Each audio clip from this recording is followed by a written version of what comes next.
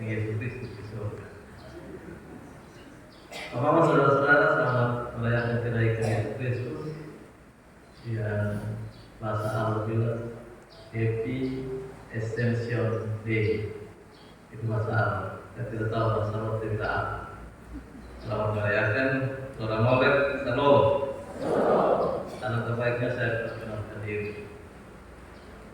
Supaya apa? Supaya mama pulang lalu di rumah ketemu dengan beberapa orang tanya sampai menjawab dia. Serta baik pendeta mudah-mudahan ganteng lagi, tapi sedikit ngel. Karena itu anak terbaiknya saya memperkenalkan diri. Nama lengkap saya Simrat Mulia Sentosa Armani. Simrat itu dari bahasa Ibrani yang artinya pelindung. Tuhan tempat perlindunganku. Simrat di situ. Mulia karena saya salah satu pendeta gemit yang berhati mulia. Salah satu, bukan satu-satunya, cuma pendeta kemana saya. Sentosa karena saya hidup bahagia karena marga saya Armani. Saya orang Alor. Armani itu di kampung saya terdiri dari dua kata, Tar dan Mani. Tar itu oto, Mani itu uang. Jadi saya Sentosa itu karena saya ada oto, saya ada uang. Tapi bukan uang oto. Tapi karena saya lahir di Rote, dari kecil itu saya dipanggil dengan panggilan saya Adi Papa. Nah, itu familiarnya saya dikenal dengan nama Adi. Saya pendeta tahun 2011 kita habiskan. Lalu melayani pertama itu di jemaat di Desa Silu.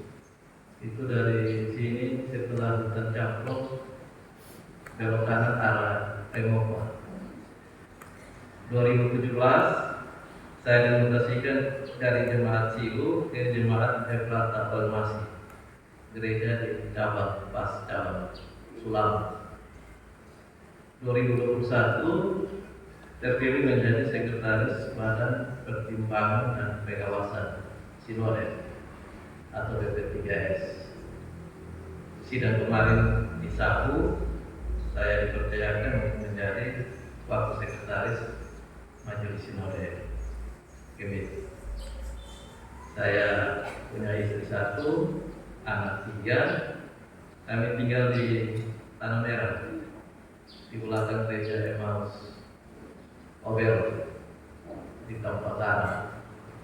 Jadi sebentar kalau saya ada sedikit makanan, memang kami tinggal di tempat. Ya, kita bertetangga. Saya kira itu perkenalan singkat kita. Bapak Mama, saudara-saudari, hari ini kita merayakan hari kenaikan Yesus Kristus yang dirangkai dalam bulan budaya. Bulan budaya itu sejarah tahun 1947 itu sidang sinode di Paulus dipilih bulan Oktober sebagai bulan keluarga. Jalannya waktu, bulan keluarga bulan Oktober itu bulan untuk mempererat persekutuan keluarga-keluarga Kristen. Tapi lambat laun bulan Oktober itu sudah mulai masuk etnis dalam bulan keluarga. Maka di tahun 2015 sidang di Rote diputuskan kita harus kasih pisah. Bulan keluarga, bulan 1 bulan kita tentukan sebagai bulan bahasa dan budaya. Di tahun 2020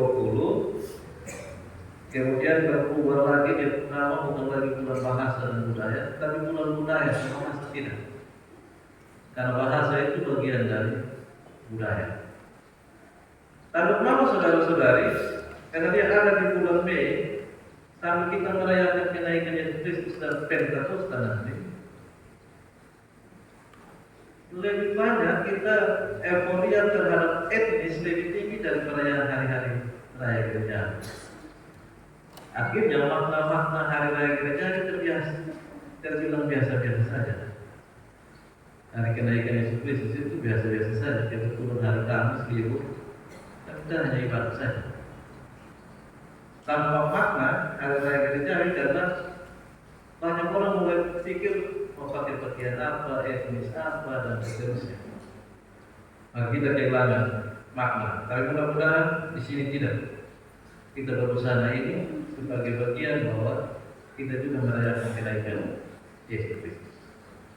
Bapak-bapak, saudara-saudara yang terkasih di dalam Tuhan kita Yesus Kristus, hari ini dalam makna kenaikan Yesus Kristus kita belajar bersama dari Kisah Para Rasul 1 ayat 1 hingga ayat yang 11 di dalam tema menjadi saksi kemuliaan Kristus. Bapak-bapak, saudara-saudari, Kisah Para Rasul ini buku kedua yang ditulis oleh Dokter atau Tabib Lukas. Ditulis buku pertama itu Injil Lukas. Ini di buku kedua Kisah Para Rasul. Lukas menuliskan kepada seorang yang namanya Theophilus. Theophilus, cuma membaca itu. Ini buku tentang kesaksian tentang Kristus. Dalam kitab Lukas, dia menceritakan bagaimana Yesus perjalanan, mulai lahir, perjalanan dan seterusnya sampai kematian, kebangkitan dan juga kenaikan Yesus Kristus. Jadi ini buku bersambung, buku berseri. Seri pertama itu kitab Lukas, seri kedua itu Kisah Para Rasul. Sehingga di pasal 1 itu ayat 1 sampai dengan ayat yang kelima dia hanya menggambarkan ulang isi dari kitab Lukas. Aku menulis tentang segala sesuatu yang dikerjakan dan diajarkan Yesus sampai pada hari yang terangkat sebelum dia dan seterusnya. Jadi ini hanya pengulangan kembali isi dari kitab Lukas.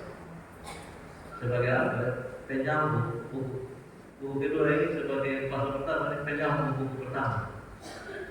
Theophilus baca nanti sudah bingung lagi buku kedua ini dari mana dia muncul. Tapi dia mengingatkan kembali kepada Theophilus tentang isi dari kitab Lukas. Ayat 6 sampai dengan ayat yang ke-8 itu menceritakan bagaimana murid-murid yang akan ditinggalkan Tuhan, ditinggalkan Yesus untuk naik ke surga. Mereka merasa bahwa ketika nanti Kristus naik ke surga, kita ini belum bersatu. Kapankah pemulihan Israel itu hadir? Yesus bilang, langsung kerja di dunia. Masalah pemulihan itu Tuhan langsung. Bapa yang akan memulihkan. Dan kamu akan menerima kuasa Roh Kudus, dan kamu akan menjadi saksi di Yerusalem. Yerusalem itu pusat bait Allah. Jadi Roh Kudus itu hadir dalam persekutuan bergereja. Dia muncul pertama itu ada dalam persekutuan bait Allah. Mulai dari Yerusalem. Dari Yerusalem kamu akan ke Yudea, ke Samaria sampai ke ujung bumi. Nah, Israel itu terpecah menjadi dua. Ketika Salomo memimpin Israel, Salomo mati, pecahlah bangsa Israel. Yang disebut dengan kerajaan Yehuda yang beribu kota di Yudea dan Israel beribu kota di Samaria. Kalau begitu, pesan dan firman Tuhan ini ketika Yesus hendak naik ke surga, Roh Kudus itu akan hadir bagi tiap orang. Dan dengan Roh Kudus itu kita akan pergi ke Yudea, ke Samaria, ke ujung bumi atau ke manapun untuk memulihkan persekutuan yang ada. Jadi dengan hadirnya Roh Kudus kita dimampukan untuk ada bersama dalam karya bersama. Ayat 9 sampai 11 menceritakan bagaimana peristiwa Yesus naik ke surga. Dia diduduki oleh Allah, malaikat datang, mengapa orang Galilea yang melihat ke langit. Kristus, Yesus akan datang kembali dengan cara yang sama. Bukan datang kedua kali. Dalam bacaan kita, Yesus akan datang kembali, bukan datang kedua kali. Karena itu datang kembali itu voluntar waktu kapan. Tapi dengan datang kembali itu Kristus ada tiap-tiap hari. Karena itu jangan membatasi Kristus datang dengan angka 1, angka 2, tapi dengan kedatangan. Coba. Bapak, saudara-saudara yang terkasih di dalam Tuhan kita Yesus Kristus, pemulihan Israel persekutuan itu hadir bersama dalam persekutuan bersama dalam komunia itu. Jadi orang-orang yang mau untuk ada dalam dipimpin oleh Roh Kudus itu orang-orang yang hadir selalu dalam persekutuan bergereja. Iman itu urusan pribadi,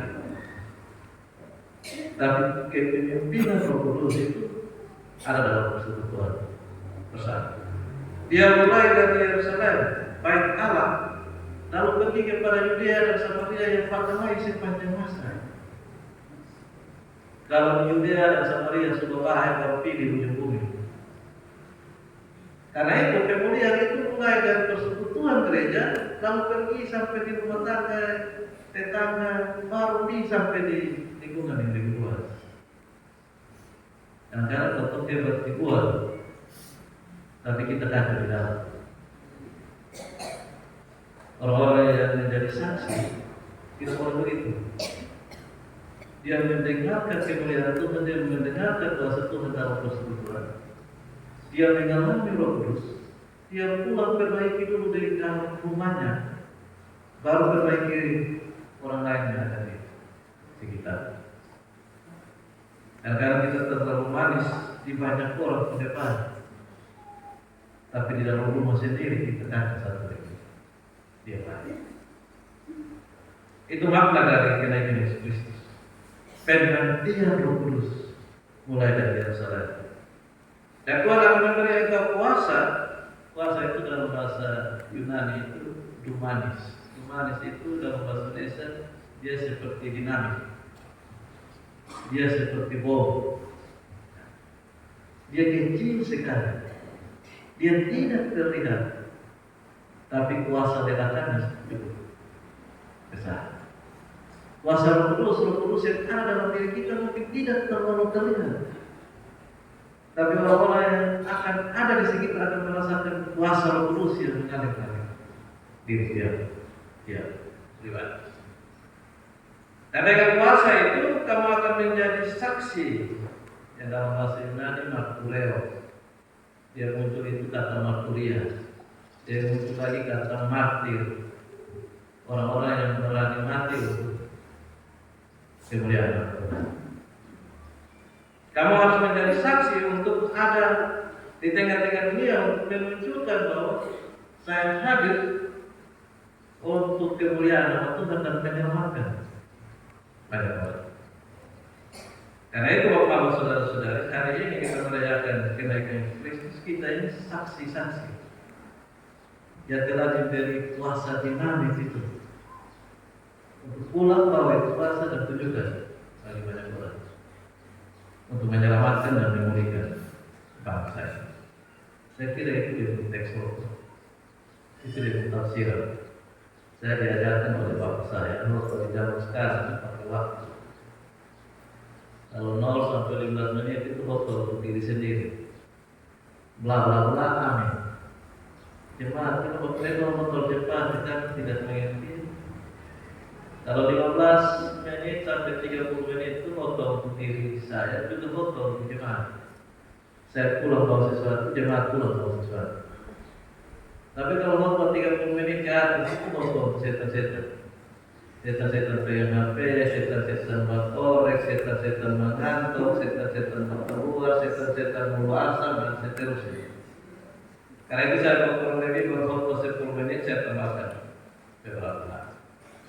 Bapak-bapak, saudara-saudari, kita yang menyaksikan dan yang dipilih Tuhan untuk menjadi saksi. Saksi itu kalau di pengadilan itu orang yang memberi keterangan apa yang dia lihat, apa yang dia dengar, apa yang dia alami. Berarti bisa jadi saksi. Kalau begitu Bapak-bapak, saudara-saudari, kita yang adalah orang-orang percaya yang disebut saksi, orang-orang yang pernah lihat, orang-orang yang pernah dengar tentang Tuhan, orang-orang yang pernah mengalami kehadiran Tuhan, baru kita bisa menjadi saksi. Ya kalau dia Tuhan Yesus bisa lah sekarang. Baca firman itu sama dengan dia Tuhan Yesus. Dengan khotbah, dengan renungan itu sama dengan itu sedang mendengarkan sabda. Berdoa kita merasakan kehadiran Tuhan. Kalau begitu Bapak saudara-saudari, orang-orang yang ingin jadi martir itu orang-orang yang harus merasakan kehadiran Tuhan tiap-tiap hari. Karena itu sediakan waktu khusus untuk berdoa dan baca firman tiap-tiap hari. Nah ini yang susah. Karena tidak semua orang mampu untuk berdoa dan baca firman tiap-tiap hari. Di zaman yang sekarang super sibuk ini. Tidak semua orang. Ya, kita baca ini kecuali pas kalau dia begini. Kita baca ini pas ada ibarat petaka, ibarat pemuda, ibarat yang lain. Tapi hari-hari kita tidak mampu untuk membiasakan diri untuk merasakan kehadiran Tuhan tiap-tiap hari. Maka sulit sekali kita menjadi saksi-saksi pengutusannya. Dan kita belum apa? Dan kita sendiri tidak baca. Kita belum apa? Kita sendiri tidak merasakan kehadiran Tuhan. Kalau begitu, Bapak saudara-saudara, kamu menjadi saksi yang benar, maka sediakanlah waktu khusus untuk berdoa dan membaca firman Tuhan. Supaya apa? Dengan begitu kita tahu Tuhan maksud apa tiap-tiap hari. Dengan membiasakan diri seperti itu, kita akan menjadi saksi yang benar-benar menyampaikan kemuliaan Tuhan. Bahkan tanpa kita sampaikan, semua orang yang melihat kita itu seolah-olah melihat Kristus ya ada di tengah-tengah hidup ini.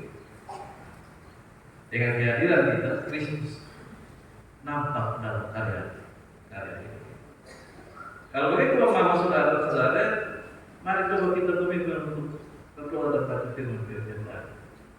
Saya kira mungkin semua juga tidak berani, karena nanti alfa banyak, sibuk terlalu banyak tidak mampu tiap-tiap hari membaca dan merenungkan firman Tuhan.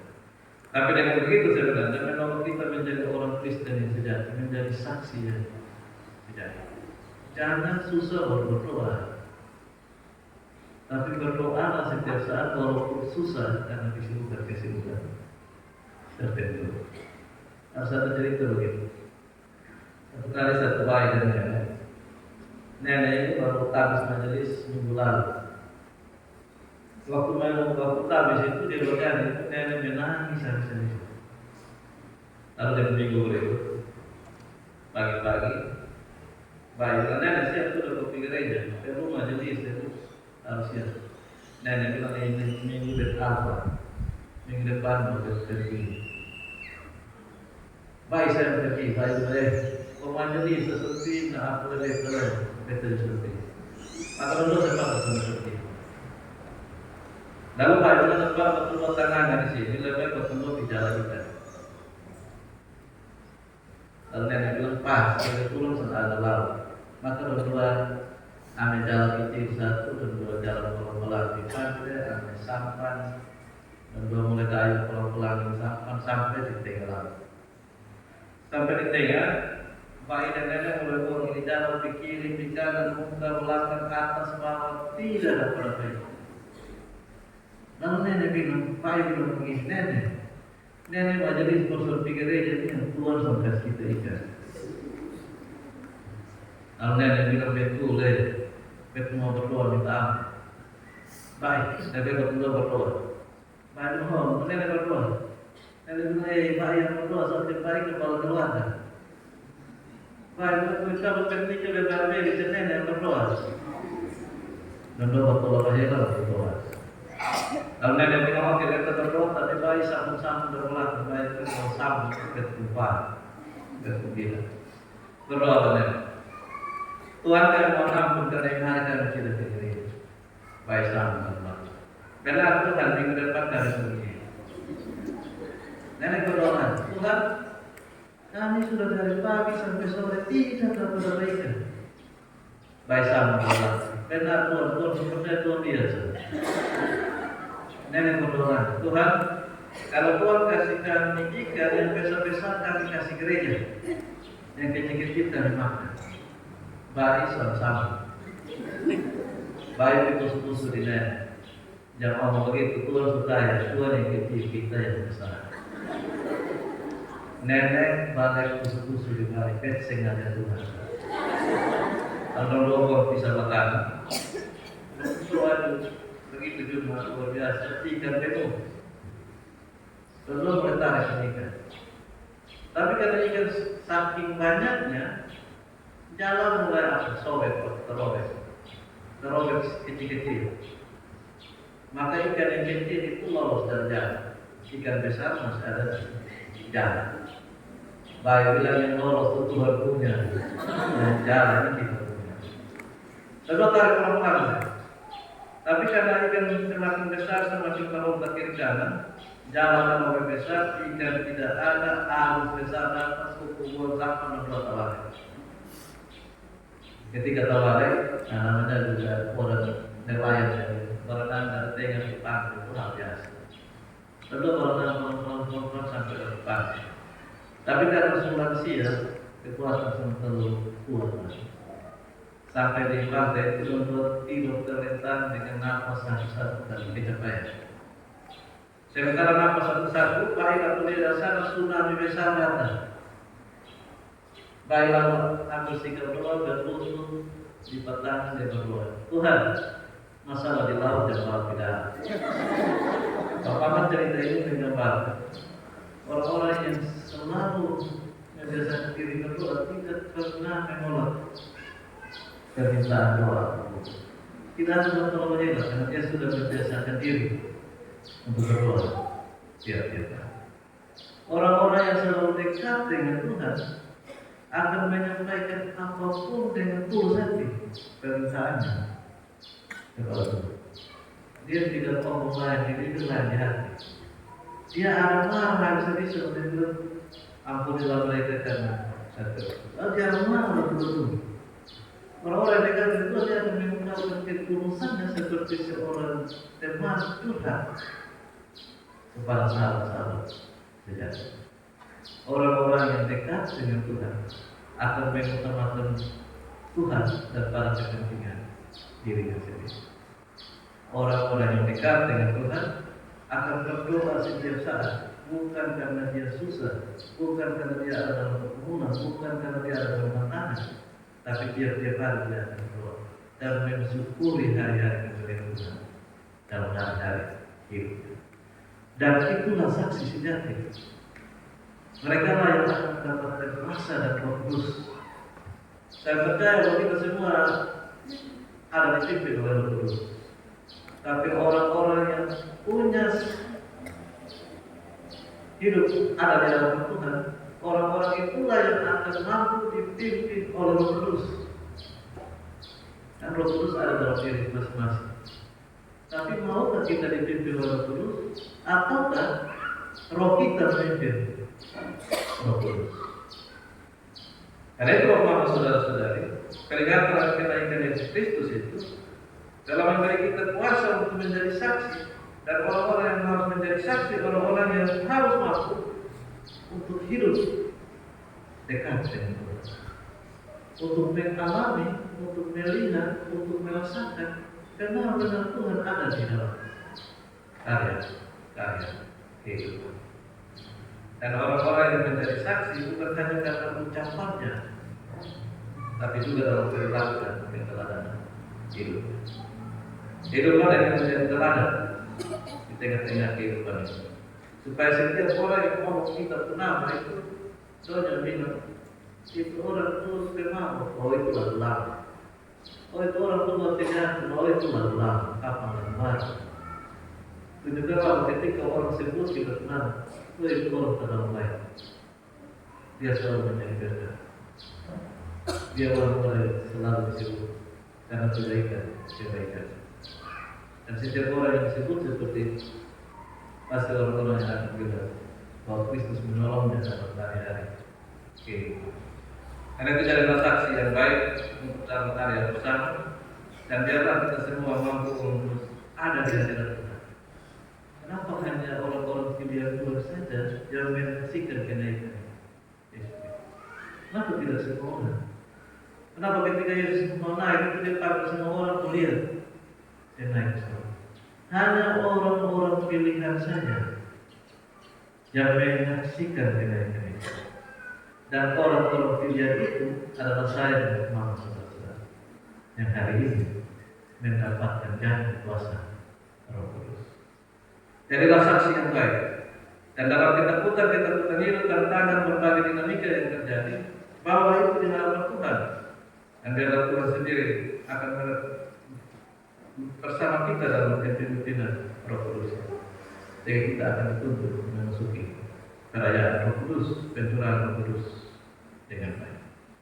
Dan kita yang menyaksikan kenaikan Yesus Kristus, kita pula yang akan menyaksikan ketika Kristus datang kembali untuk menjemput kita bersama. Orang-orang yang telah dekat dengan Tuhan, orang-orang yang menjadi saksi. Karena itu kalau ada pertama yang tersalah dalam diri, pulang tuh, berdoa sudah mulai sudah pemulihan dari Yerusalem. Ini Yerusalem.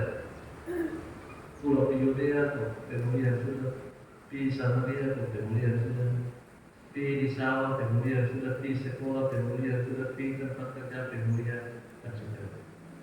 Itulah saksi-saksi Kristus. Pulanglah dan renungkanlah dan refleksilah dalam diri kita, supaya hari-hari hidup kita berjalan tanpa lepas. Kita berjalan dengan perusahaan. Di akhirnya ada satu cerita begini. Ada satu anak perempuan usia 5 tahun. Satu nama Adi, satu nama Simba. Kedua hidup tetangga. Lalu suatu saat Simba ini ada Adi. Lalu dipikir dulu. Nah, kalau anak kecil dia bilang, masuk ke kota pipit burung, dia berdoa ada pipit burung. Lalu pipit burung di malam rumahnya ada rumah singa, ada hutan di situ beberapa pipit. Pipit burung karena masih kecil, dia pipit disuruh kena burung juga. Lalu mereka 2 pulang karena sudah apa-apa. Kira-kira berdua perjalanan pulang semua sampai di Adi ke rumahnya. Ada burung satu di situ. Jadi Adi diam-diam dia ada burung satu, dia mau pipit. Dia pipit bukan karena burung, karena ayam. Nah ini ayam ini dia membawa tuh ayam kesayangan. Satu keluarga dia sepakat main ayam makan, ayam mandi pakai sampo ini. Pokoknya ayam kesayangan dari adik bapak. Maka adik ketakutan sehingga mati karena ayam mati dia. Lalu ada yang berbagi Simba hujan kasih tahu dia kasih tahu dia waktu tentang beta. Jadi Simba tu oke betul kasih tahu. Aku berdoa buat perjanjian. Dan berdoa SD kelas 1. Setiap kali waktu berdoa di sekolah, aku kasih beta uang 5.000 jajan. Maka beta itu mulu. Adik kata kita bukan besar, dia oke beta serahkan. Beta akan kasih 5.000. Hari pertama berdoa di sekolah. Simba peduli dan bagus. Adik, dengan masa adik setahun 5.000. Kasih terus. Hari kedua begitu, hari ketiga, hari keempat, adik pikir-pikir lama-lama mau begini terus dan miskin. Maka dia mulai memberanikan diri dikasih tahu dari bapak. Ketika makan siang dikasih tahu, bapak mau kuku itu kuku sudah. Kita mau kasih tahu, bapak tuh ayam yang mati, beta yang pikir. Lalu aku bilang, besok tahu kalau kita bertemu jendela. Adik Husena dengan mati terus bermain, terus bermain. Kita sudah kuliah dari jendela, kita hanya butuh juga. Jadi adik sudah lapor dengan tenang dia di sekolah. Saya berbilang adik, kata Raymond, adik santai. Saya bilang adik, mau lapor, aku lapor. Adik santai saja. Kalau si Lolo tutup dia bilang berubah, hari dulu bilang sudah. Nanti sudah kurang. Akhirnya dia bilang bahwa adik bapak sudah dia sudah ampuni dia, jadi senang lagi masalah. Cerita itu menambahkan bahwa kalau kita punya kesalahan yang besar, kita tidak akan sanggup untuk berjumpa dengan Tuhan. Karena itu, bangunlah kesalahan besar dendam, emosi dan itu sudah jarang bersenang. Supaya langkah kaki kita, perjalanan hidup kita itu flow, tidak terbelukan, kita tidak ada rasa untuk bayar pajak, untuk bayar utang kepada orang lain, dan kita berjalan di hadapan Tuhan menjadi saksi-saksinya dengan kejujuran dan ketulusan. Kiranya hal ini kalau kita renungkan ulanglah ini dari Yerusalem, pergilah dari Yerusalem menuju ke Yudea, Samaria, dan ke ujung bumi, dan pulihkanlah Israel. Percayalah bahwa Allah pun pakai kita untuk memulihkan seluruh karya kehidupan kita. Kiranya firman Tuhan memberkati dan menyertai kita. Amin.